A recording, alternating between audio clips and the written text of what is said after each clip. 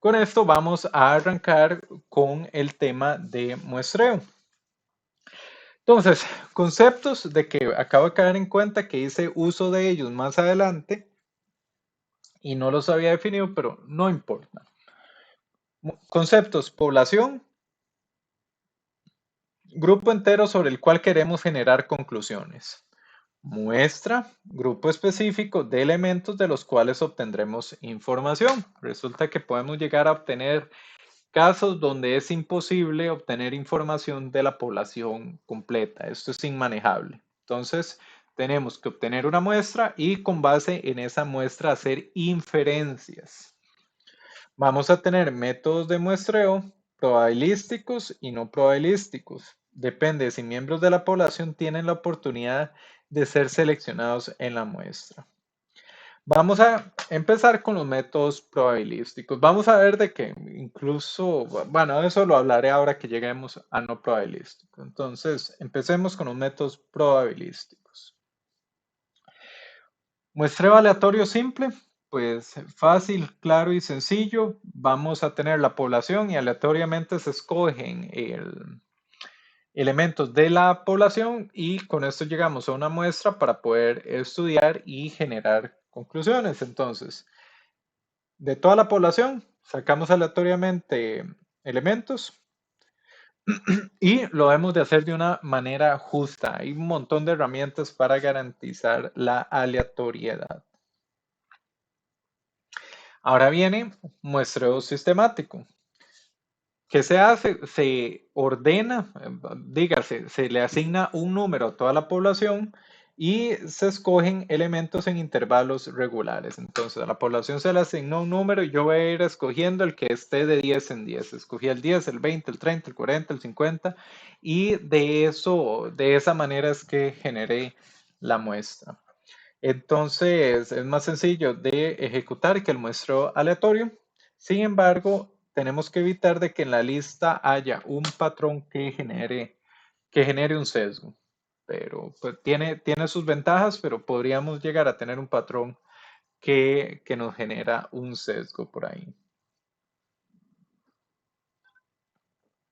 Continuamos con el muestreo estratificado. Entonces, ¿qué vamos a hacer? Tomamos la población y las dividimos en grupos o subpoblaciones basados en una característica que los haga diferentes de manera significativa. Entonces, por ejemplo, la población definimos hombres, mujeres o alguna otra característica, lugar de residencia. De alguna manera los agrupamos. Entonces, este muestreo estratificado, entonces ya una vez que tenemos los diferentes grupos, vemos cuánta gente hay en cada grupo y con base a la proporción de cuánta gente hay en cada grupo, sacamos para la muestra. Entonces, ¿esto qué nos permite? Nos permite obtener conclusiones más precisas si se asegura que cada subgrupo esté representado de manera correcta en la muestra. Y se saca la cantidad de elementos que sacamos de un grupo es en base al tamaño de ese grupo con respecto a la población. Entonces, este diagramita que vemos acá, pues lo representa bastante bien lo que es muestreo estratificado. Ahora, muestreo por grupos. Nuevamente se divide a la población en subgrupos donde ahora más bien deben tener características similares a toda la muestra. ¿Y qué se va a hacer? Se seleccionan subgrupos enteros de manera aleatoria en lugar de un elemento de la población. Entonces, en qué caso tendría sentido hacer un muestreo por grupos? Pensemos que la población es la población entera de Costa Rica y queremos hacer una encuesta a la población de Costa Rica, ya sea de opinión o de hábitos de consumo, algo por el estilo, y que sea representativa. No podemos hacerle la encuesta al 100% de la población. Entonces, los dividimos por áreas geográficas. Entonces, un subgrupo puede ser el pueblo A, donde se le aplicó la encuesta a todo mundo de ese pueblo. Y esa fue la parte representativa del cantón de San José, por ejemplo. De la misma manera, para un pueblo en Punta Arenas, dígase, Barranca o algo por el estilo. Se le hizo la encuesta a todas las personas de ese subgrupo. Sin embargo, puede llegarse a dar el caso de que si los grupos son muy grandes, sea necesario seleccionar elementos haciendo uso de alguna de las técnicas anteriores. Entonces, este va a ser un método bueno para poblaciones largas y dispersas. Sin embargo, vamos a tener el riesgo de que tengamos un mayor error en la muestra. Ahora, pues lo que sigue es muestreo no probabilístico. Entonces, aquí entremos en la parte de opinión. Me interesaría tal vez Christopher Vargas.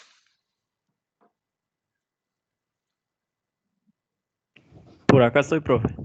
Muy bien, Christopher, contame algo. Uno puede estar tal vez un poquito más sesgado a lo justa que es la aleatoriedad, correcto. ¿Te puedes imaginar un escenario donde, o me podrías dar un ejemplo, un escenario donde un muestreo no probabilístico tuviera sentido o valor? Y yo voy a intentar refutarte, pero dame un ejemplo que se te ocurra.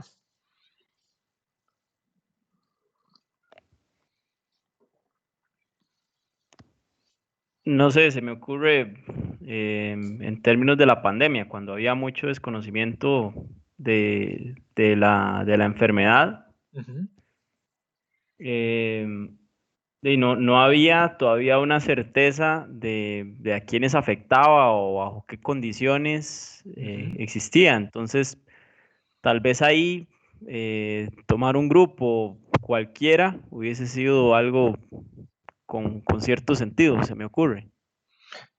Mira que qué difícil, pero este es un muy buen ejemplo. La gracia era que yo te decía, no, no, usted está tomando ese grupo porque usted le da pereza hacer el experimento bien, pero este es un buen ejemplo. Y acá el discutir por qué el ejemplo es bueno es porque la pandemia, el COVID, si quisiéramos decir, no, es que tenemos que sacar un muestreo justo, aleatorio de la gente que está contagiada para analizar los efectos del virus.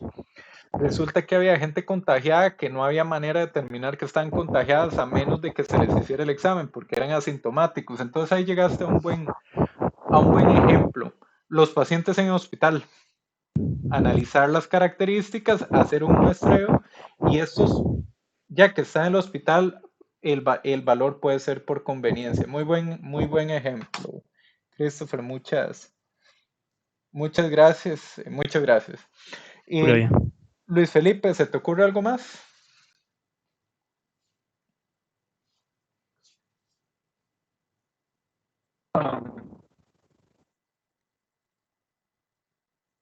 Hacer tal vez en el experimentos que necesiten verificar alguna población específica. Luis Felipe, no se te oye nada, nada, nada, nada bien. ¿Soy solo yo o alguien más lo oyó así?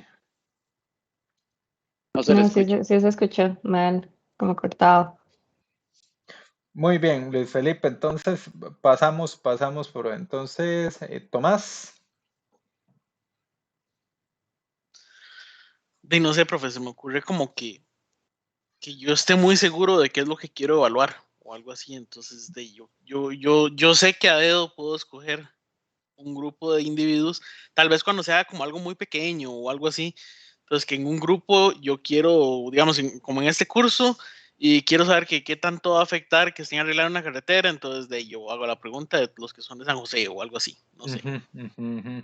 Lo que pasa ahí, el tema de esto, a lo que yo quiero llegar, es que el muestreo no probabilístico, lo que más tenemos que tener cuidado es el sesgo. Porque, puesto que lo podemos hacer por conveniencia, voluntario, puede haber un sesgo implícito. Por ejemplo, uno voluntario, que es quien quiera lo haga. Esto, en particular, un ejemplo, la evaluación docente. Esto con algo que sucedió con la evaluación docente por ahí de cuando yo era estudiante, años 2006, 2007 en el TEC. Normalmente cuando no estamos en pandemia, se llega a la clase, están todos los estudiantes la llenan. Lo habían migrado a ser electrónico, a la gente le daba pereza llenarla y los que la llenaban eran los que activamente querían dejar su pensamiento. Entonces, eh, ahí no era representativo, tal vez no era representativo del desempeño del profesional. Entonces, es un ejemplo que se tiene por ahí. El, lo que tenemos que tener cuidado es el sesgo, de que el hecho de que no sea probabilístico no nos esté metiendo un sesgo por ahí, lo tenemos que tener bastante presente y si nos lo preguntan, pues poder justificarlo bien.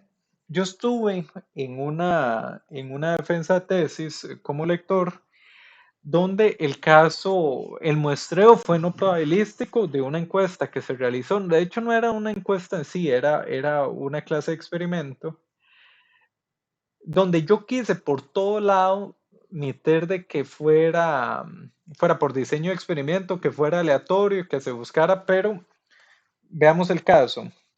La tesis lo que proponía era un modelo para sintetizar por ray tracing imágenes por computadora, era un modelo para sintetizar plasma, imágenes de plasma fotorrealista para la visualización de experimentos simulados que ejecutan físicos en el estudio del plasma. Ha sido más específico. Lo que pasa es, nos podremos imaginar que fotorrealismo es algo que es meramente subjetivo. Y además el fotorrealismo tenía que ser con base a lo que los físicos pensaran, ¿verdad? Entonces, pues qué difícil, cómo uno llega y evalúa algo así. Por eso es que yo dejo los papers que dejé, por ejemplo, la semana pasada, donde, por ejemplo, sintetizaban imágenes por computadora y pues sacan métricas, ejecutan experimentos, se ve el resultado, pero cómo usted llega a hacer un diseño de experimentos, un análisis estadístico para mostrar sus resultados. Y estas son las conversaciones que quiero que desarrollemos acá, los análisis que hagamos.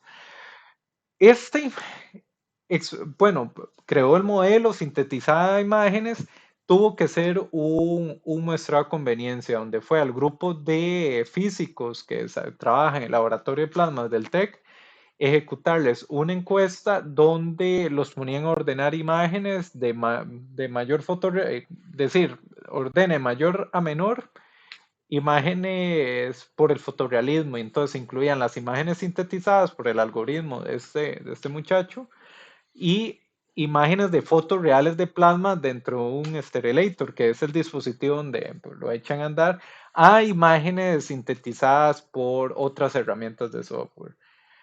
Entonces lo ordenaba y con eso se llegó a conclusiones. Pero, por ejemplo, si es algo que es con una población meta, físicos que identifiquen de que un resultado es fotorrealista, pues no queda de otra. Entonces, al punto que llego con esto del muestreo no probabilístico, dependiendo de la aplicación en la que estemos, pues es necesario. Entonces lo podemos hacer por conveniencia, puede ser voluntario, los participantes pueden ser voluntarios, pueden ser con propósito, en este caso el que les acabo de describir, que era, se seleccionaron los físicos, estos eran los físicos del TEC, y bueno, no eran solo del TEC, eran de otros lados, eran de las personas que era valiosa obtener información.